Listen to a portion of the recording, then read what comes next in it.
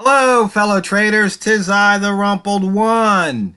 It is Wednesday, May 16, the year 2018. Let's talk trading, taking a loss. I took a loss last night. As you know, I was running for county commissioner and I took a loss. I got beat. The incumbent held her seat in the primary with 55% of the vote, and she doesn't even have to. There's no runoff in the general.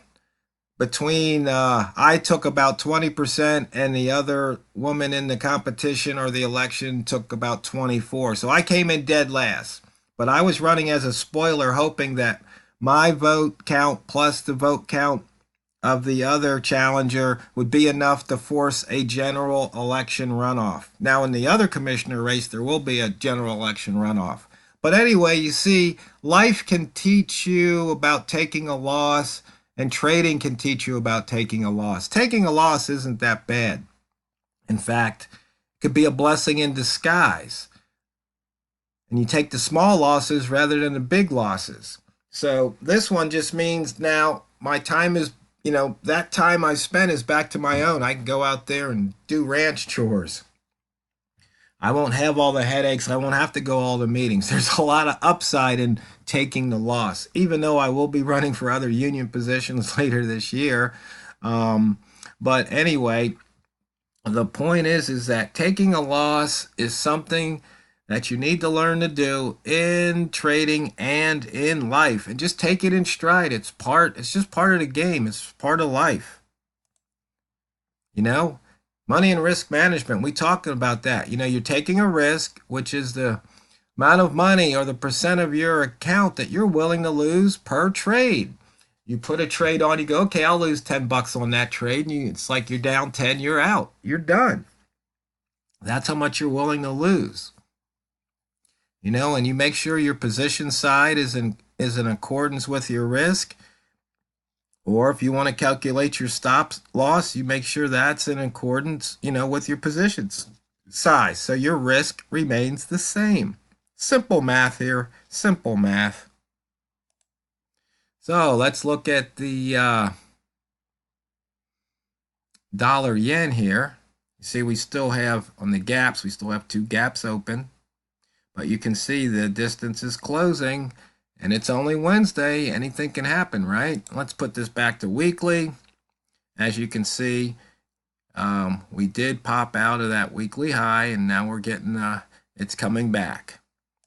And you can see that on the daily. It went up in there in the wick zone, and we'll talk about that in a few minutes. But now we're coming back to the candle body. And I'm thinking I really should possibly put mid dots on here because I bet that's right around the midpoint. You can see we've got some pairs with some nice ranges here. Look at the euro, New Zealand dollar, 198. And wow, definitely something going on with the New Zealand dollar. And you can see here, dollar yen is only 34 pips, paltry range. Might have to go back to trading the euro yen, much bigger range. And then we're getting near the 130.00. Right here, we're at the 135.01 near the double O. We can look at some of these near these double O's. In fact, we looked at this earlier, I thought. The dollar Swiss franc, it's above par slightly. And maybe look for it to drop. You can see it tried to put in a new low, but was rejected. So there's definitely some buying power right here. You can put this back. Dollar yen. Continue on. Okay, look at this. Sell zone. A lot of activity here. Never hit the buy zone. So Harry Hindsight would say, look at all these possible wins. There's a couple pip wins here. And then finally, you've got a couple of nice ones. Right here, a couple entries that would have paid off nicely. Right here, it hit the open, turned around just a couple hours ago. And here's a trade that would have been worth, whoops, move that. Let's take it here, down to here. About 16 pips. Wouldn't have been a bad trade. Notice it went through the VWAP level. Well, actually, yeah, it just probably didn't change much from bar to bar. Usually the VWAP is a squiggly, but I just like the current VWAP so you can see what if it's moving towards it or away from it. Okay, you see, there's no rat zone to speak of, so there's no rat zone trade. On the H4 here chart that I like to use for the pivot, there's your open, there's your pivot, and I did place that trade last night before I went to bed. I figured, I think price was somewhere around here. I don't remember exactly where, or maybe it was over in this candle. Yeah, it must have been this candle, or maybe not. But I just remember I put the trade on up here. I said it should probably hit the pivot since we missed this one here. So that was a calculated risk. And when I woke up, I just took profit. It hadn't quite, I guess it was this one. It hadn't quite hit the pivot. And then it did. So that was the trade. And you can see here, once again, price action. I say it every day, but that's part of being repetitive, doing that, something that works over and over. Green at the line, going long. Red at the line, going short. And the best time to do it is on a turn trade. So you see here, you got red, you've got green. So green at the line, couple pips, not much. Here you've got green, you've got red. Red at the line, a few pips, not much. Green at the line, you can take it. Red at the line, once again, you take it. And here you go, green at the line. So, yeah, sometimes you get a little, sometimes you get a lot. You don't know when you enter the trade what's going to happen. That's why it's trading, right? Okay, what happened there? Okay, here we go. At the line, trades. Okay, here's one that would have been a loser. You jumped in there and it reversed on you. Should have been a clue right about here to exit, possibly reverse. Because if it's not going up, it must be going down. Okay, we've got the wick zone.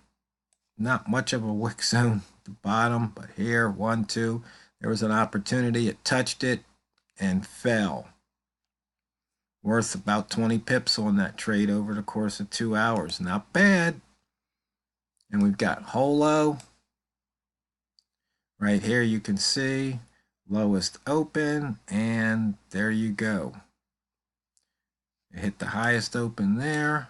You can see here it put that highest open in, went in the holo zone, came back out, went back in, came back out, touched it, reversed, touched it, established a new one, and reversed.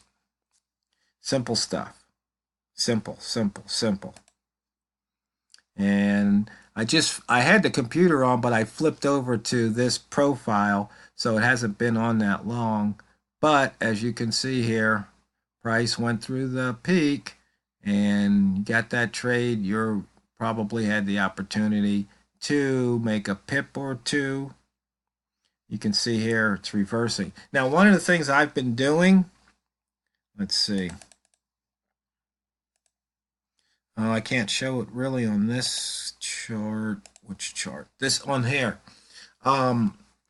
Using the spread dots, I've been using it with the 3-level ZZ for exiting. So let's say I'm short, and a lot of times I'll do it on M1. If I'm short and this ball appears, if it goes from selling to waiting, and if it just, as soon as it signals buying and I'm short, I'm out of that trade.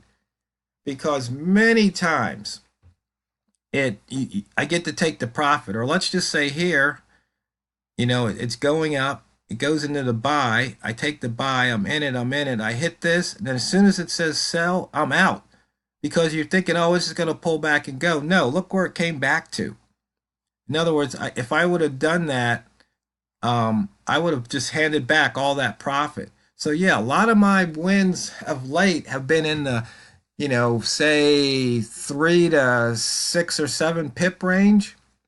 But when I go back and do a little hairy hindsight, yeah, maybe I left a pip or two on the table because it went from, buying to waiting to selling, and then it went right back to waiting to buying again, and then continued in the same direction.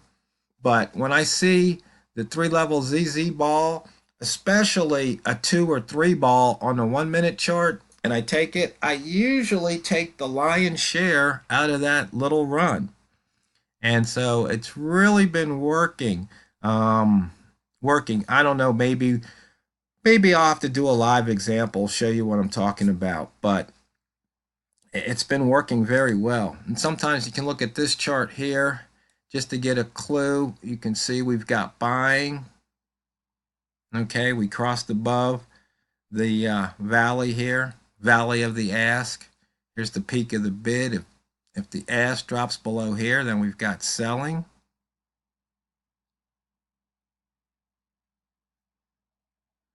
And it's very simple concept.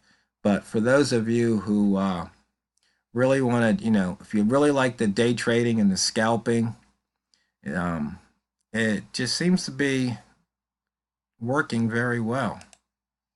And looking at the IRBs, and somebody had a problem, everything was crushed over. I'm not sure what your resolution on your chart on your screen is, but one of the things you can do in the dashboard is if you're having those kind of problems, where is it? You can choose your font, and you can choose your font size, you can choose your button height and the button width. So, and I'm not really sure what their charts, what their screen resolution is. I think mine's was it 13 something by 768 or whatever, but that's what it's set to. And sometimes things get funky if you go to a super big monitor or something. You just have to play with your resolution, and to get that down. Unless somebody knows a trick that I can put in the code to figure it all out. But right now, I don't. But if somebody knows it, let me know, and I can put that in the code to make it easier. So you can see here in the IRB, there was a trigger right there at the M15 level. It triggered, but it's pulled back by a couple of pips.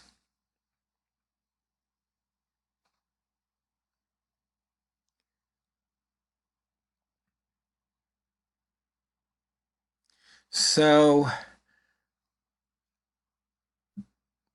once again, you need to be able to take a loss, sustain a loss, and not let it throw you off your game. Not let it get you down. Not let it affect, your overall plan, your overall strategy. Sometimes you have to lose a battle to win the war. Trust me, I've lost enough battles, but I've won a few wars. So, that being said, fellow traders, always remember, never forget, it's not what you trade, it's how you trade it. Let's go drain the banks.